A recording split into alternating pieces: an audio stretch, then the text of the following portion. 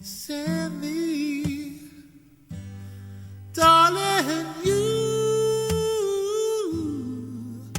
send me. Honest you do, honest you do, honest you do. Whoa, darling, oh, you thrill me, darling, oh, you thrill me, darling, oh, thrill me.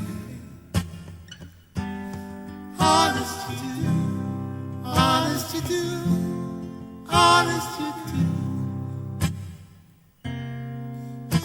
At first I thought it was infatuation, but oh, how it's lasted so long. And now I find myself wanting to be with you, and to make them whole. Whoa, oh, darling, you send me. Oh, darling, you send me. I know that you set me on the bed. Honest you do, honest you do, honest you do. Ba ba ba ba ba ba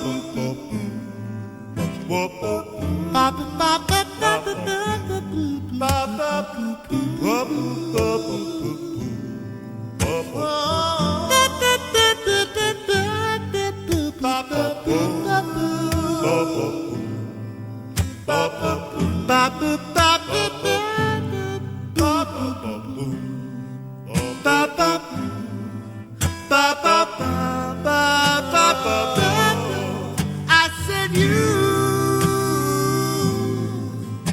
said me, darling, you said me,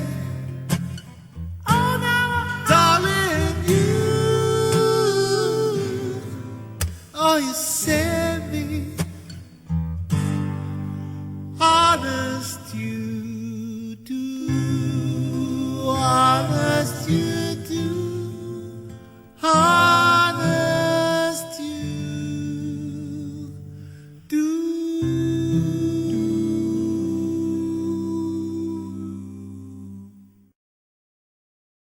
Greetings and welcome to another Sunday service. Thank you for spending this time with me.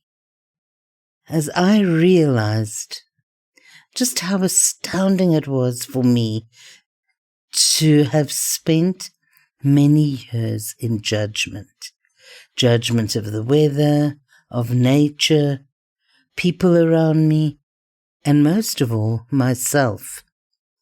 If I was not under tall, I was overround. If I was not intellectually challenged, I was sense of humor challenged.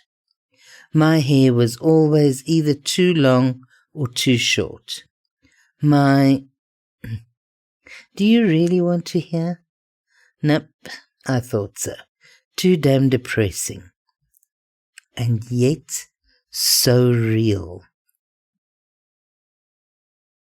Needless to say, just to mirror this for me, everyone else in our life was either too tall or too thin, too clever or too sharp, and so it went. Is it not amazing how conversations between people so often turns into a challenge rather than a chat? A painful jog around the block rather than a journey to center. Competition rather than companionship. It is also very tiring, uninspiring, and downright destructive.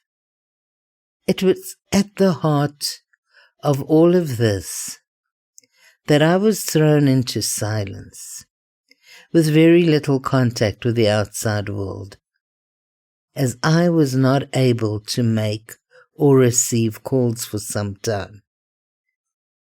It was then that I realized how much I expected to hear from others, to be spoken to be liked, to be listened to.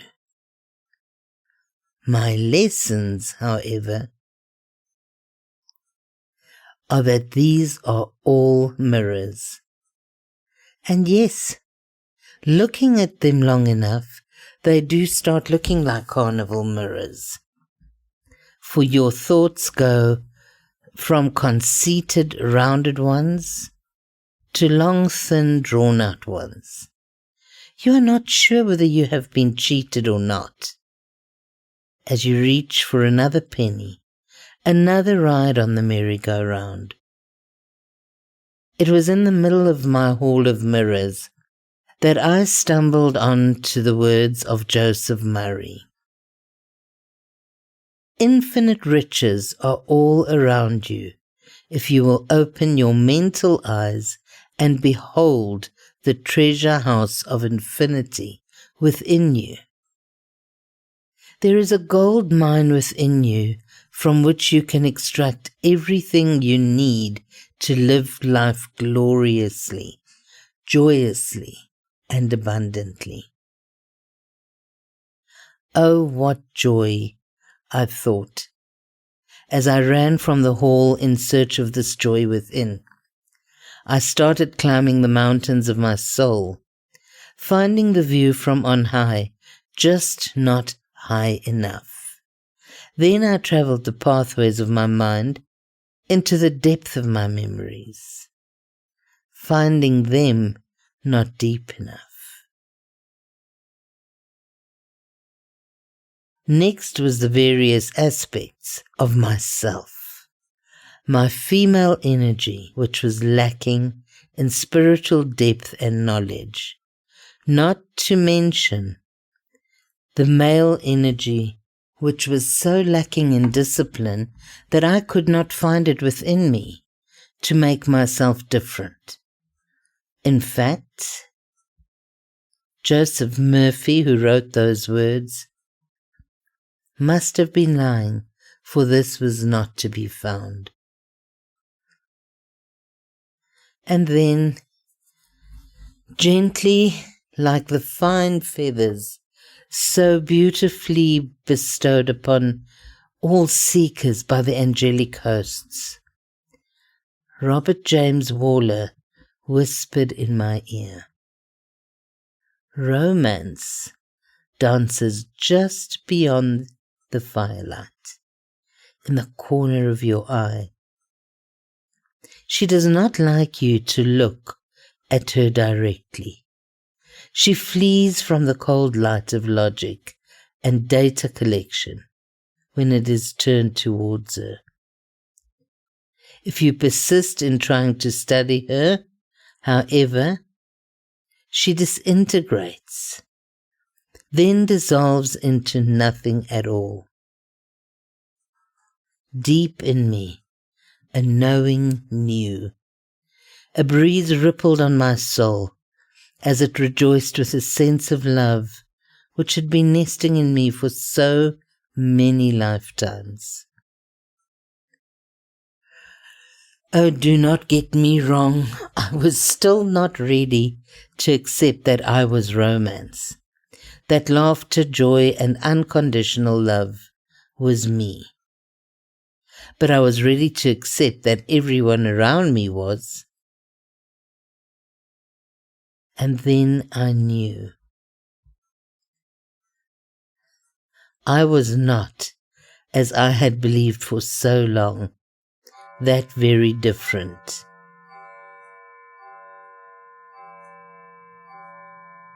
It was then that things really started to change. For my second sense of knowing happened when I read the name of a magazine called Namaste. which means the divine in me honors the divine in you. It's a little bit simplistic, but that is what it means. That for me was it. It was in that moment that I finally accepted that I would not find the divine in you, for you are divine. But even bigger was the knowing that the divine is not in me, but is me. What a gentle, humbling knowledge. Try it on. See for yourself. Nope, I did not say it was going to be easy. Treating every conversation, every interaction with any part of living as sacred, which it is, remember, for we are all divine, brings an energy to everything we do, which makes reverence something not reserved for Sundays, high days and holidays. Knowledge not for the select few, and love not only for those whom we deem fit. Stepping into their sense of knowing brings us home, into that special place in you which you did not think you could ever reach. A love so unconditional that you find you no longer need forgiveness. For the need to blame or judge is totally superfluous. Love does not become the aim, but simply starts loving through you. Like a stray cat who uses you as a base from which to operate in order to feed its soul and bring magic to the world. Today, just for the day, play at being divine and imagine that everyone else is a divine being and treat them this way. After this, you are still untouched. Prepare to walk on water, for then your mission on earth will be complete. For when operating from the divine, the poet in you will rediscover his voice, and the maestro will remember the position of the bow as it brings forth the sounds of creation. And romance, the essence of the divine being, will come home to curl up in front of the fire, knowing it may at times burn low, but that the eternal flame will never die. In closing, I share with you R.M. Rilke. I live my life in growing orbits which move out over the things of this world. Perhaps I never can achieve the last, but that will be my attempt. I am circling around God, around the ancient tower, and I have been circling for 1,000 years, and I still do not know if I am a falcon or a storm or a great song. May romance ride on your shoulder today as you turn for home. The affirmation for today is as follows. I am a delightful blend of romance, laughter, joy, and God's unconditional love. Beloved Father, Mother God, in this day, we come to you in gratitude for the joy, for the love, for the laughter, for the romance, and for the hope, the everlasting hope, which helps us never to give up. We need only look in your eyes that are represented in our own eyes to find there hope, love, and caring for the days going forward.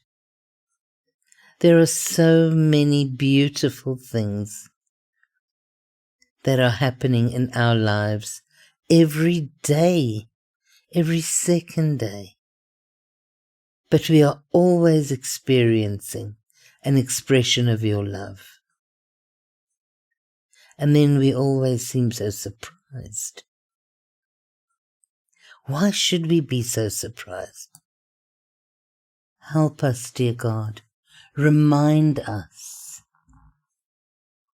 that we are love, that we are romance, that we are joy, and that we are so full of hope.